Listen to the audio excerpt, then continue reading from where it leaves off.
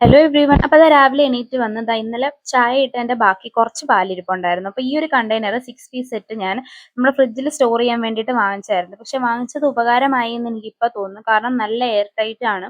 അതുപോലെ തന്നെ നല്ലൊരു ക്ലാസ് എലഗന്റ് ലുക്കാണ് കേട്ടോ. നമ്മുടെ ഫ്രിഡ്ജിൽ ഇരുന്നാലും നമുക്ക് നല്ലൊരു രസമാണ് കാണാൻ വേണ്ടിയിട്ട്. അങ്ങനെ നിങ്ങളും പോയി ചെക്കൗട്ട് ചെയ്തിട്ട് വാങ്ങിക്കാം കേട്ടോ. അങ്ങനെ കുറച്ച് പാലിരുന്നത് ഞാൻ ഇട്ട് അതിൽ വെച്ചു. റബ്ബർ ബാൻഡ് ഇട്ട് ടൈറ്റ് ചെയ്തിട്ടാണ് വെച്ചത്. ഇനി അഥവാ അതിൽ തന്നെ കമന്ന് പോയാലോ എന്ന് വിചാരിച്ചു കേട്ടോ. അങ്ങനെ ചായക്കുള്ള പാലെല്ലാം സെറ്റാക്കി കഴിഞ്ഞപ്പോൾ ദാ നമുക്കിന്ന് ദോശയാണ് കേട്ടോ. ഇന്നലെ ഇഡ്ഡലിയായിരുന്നു. ഇന്നിപ്പോൾ കാർത്തിക് എന്തായാലും എണീക്കുമ്പോൾ എൻ്റെ അടുത്ത് ചോദിക്കും, ഇന്നലെ ഇഡ്ഡലി ഉണ്ടാക്കിയിട്ട് അമ്മ എന്തിനാ ഇന്ന് ദോശ ഉണ്ടാക്കുന്നത്? എപ്പോഴും കുറച്ച് മാവ് അരച്ചാൽ പോരെ, ഒരു ദിവസം മാത്രം ഉണ്ടാക്കിയാൽ പോരെ? ഇങ്ങനെയുള്ള സംശയങ്ങളൊക്കെ പുള്ളിക്ക് ഇടയ്ക്കിടയ്ക്ക് വരാറുണ്ട് കേട്ടോ. അപ്പോഴത്തേക്കും നമ്മുടെ ചായയൊക്കെ തിളച്ച് സെറ്റായി. ഇനി നമ്മൾ കുറച്ച് മാവ് ദാ ഇപ്പോഴത്തേക്ക് ദോശ ഇടാൻ വേണ്ടി മാത്രം എടുക്കുകയാണ് കേട്ടോ. അപ്പോൾ ഈ ഒരു പാത്രത്തിലോട്ട് എടുത്ത് വെച്ച് ഉപ്പൊക്കെ ഒഴിച്ച് കുറച്ച് നേരം സെറ്റ് ചെയ്ത് ഇങ്ങനെ വെക്കണം. എന്നാലേ ഉപ്പ് നല്ലോണം മിക്സ് ആവത്തുള്ളൂ എന്നാണ് എൻ്റെ ഒരു എന്താ പറയുക, എൻ്റെ ഒരു റൊട്ടീൻ അങ്ങനെയാണ്. ഞാൻ ചായയൊക്കെ കുടിച്ചിട്ട് വരുമ്പോഴത്തേക്ക് ആ ഉപ്പ് നല്ലോണം റെഡി ആയിട്ടിരിക്കും കേട്ടോ.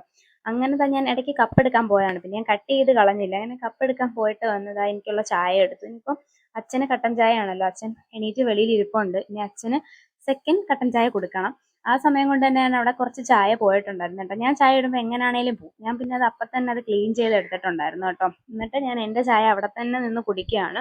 ഇപ്പം വീഡിയോയുടെ ഫ്രണ്ടിൽ ഇങ്ങനെ നിൽക്കുന്നെങ്കിലും പോയി ഹാളിൽ പോയി ഫാനൊക്കെ ഇട്ട് വിശാലമായിട്ടാണ് കേട്ടോ കുടിക്കുന്നത്. എനിക്ക് ഭയങ്കര ഇഷ്ടമാണ്. പിന്നെ എനിക്ക് വിശക്കുന്നു ഗൈസ്, എന്താണെന്ന് അറിയത്തില്ല. അപ്പം ഞാൻ കുറച്ച് നട്ട്സ് ഇരിപ്പുണ്ടായിരുന്നു. കാഷ്യൂസ് ഒന്നും ഇല്ല, ബദാമായിരുന്നു. അപ്പം ഞാൻ അതിൽ 3-4 ഇപ്പം രാവിലെ എണീറ്റ് വരുമ്പം കഴിക്കും കേട്ടോ. അതൊരു സ്ഥിരം പതിവായിട്ട് മാറിയിരിക്കുകയാണ്. അങ്ങനെ പിന്നെ നമുക്ക് ഇന്ന് രാവിലെ തന്നെ മീൻ കിട്ടി കേട്ടോ. കണ്ണീലയാണ് കിട്ടിയത്. ചേട്ടന് ഭയങ്കര ഇഷ്ടമുള്ള മീനാണ് കണ്ണീല. അങ്ങനെ അതെല്ലാം ഫ്രിഡ്ജിൽ വെച്ചിട്ട് രാവിലത്തേക്കുള്ള ദോശ ചുടുകയാണ് കേട്ടോ. അപ്പം ചൂടോടെ ചുട്ട് വെക്കും. കാസറോളിനകത്ത് വെക്കുമ്പോഴത്തേക്കും ചൂട് പോവാതിരിക്കുമല്ലോ. അങ്ങനെ പിന്നെ അപ്പുറത്തെ അടുപ്പിൽ ദോശയും പരിപ്പ് കറിയും ഒരു കിഴങ്ങൊക്കെ ഇട്ടിട്ടുണ്ട്. ഒരു ഒരു സാമ്പാറെന്നൊന്നും പറയാൻ പറ്റത്തില്ല, എന്നാലും ജസ്റ്റ് ഒന്ന് കുറുകി വരണം കേട്ടോ. അങ്ങനെ നമ്മുടെ ചട്ടുകം നിങ്ങൾക്ക് അറിയാമല്ലോ, ഫേമസ് ആണ് എൻ്റെ ചട്ടുകം. അങ്ങനെ പിന്നെ ദോശയും സാമ്പാറും ഒക്കെ ചുട്ട് റെഡിയാക്കി കഴിഞ്ഞപ്പോൾ ദാ കുറച്ച് ഏറെ പച്ചമുളക് ചേട്ടൻ കൊണ്ടുവന്നിട്ടുണ്ടായിരുന്നു. അപ്പം ഞാൻ നമ്മുടെ ഇപ്പോഴത്തെ ആവശ്യത്തിന് കുറച്ചെടുത്ത് ചെറിയൊരു ബോക്സിലാക്കി ഇങ്ങനെ വെക്കും.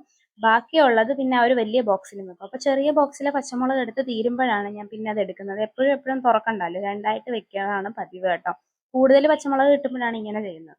അങ്ങനെ ഇന്ന് കാർത്തിക്കിനും ഹൃദയക്കും ദോശയോട് ഭയങ്കര മടുപ്പായിരുന്നു. രണ്ടുപേരും വിശന്നിരിക്കുന്നുണ്ടപ്പോൾ എനിക്ക് സങ്കടം തോന്നി. അപ്പം ഞാൻ 2 ഏത്തയ്ക്ക എടുത്ത് റോസ്റ്റ് ചെയ്ത് രണ്ടുപേർക്കും കൊടുത്തു. അങ്ങനെ അവർ കഴിക്കുന്ന സമയം കൊണ്ട് മീനൊക്കെ പെട്ടെന്ന് തേങ്ങ അരച്ച് കറി വെച്ചു. അപ്പം ഇന്ന് ഞാൻ വേറെ കറിയൊന്നും എടുത്തില്ല, കാരണം കുറേ നാളായി തേങ്ങ അരച്ച കറി കൂട്ടിയിട്ട്. അപ്പം ഞാൻ അതും കൂട്ടി ഒരു ഊണ് പിടിച്ചു. അപ്പം എല്ലാവരും എൻ്റെ ചാനൽ ഒന്ന് സബ്സ്ക്രൈബ് ചെയ്തേക്കണേ. ബായ്.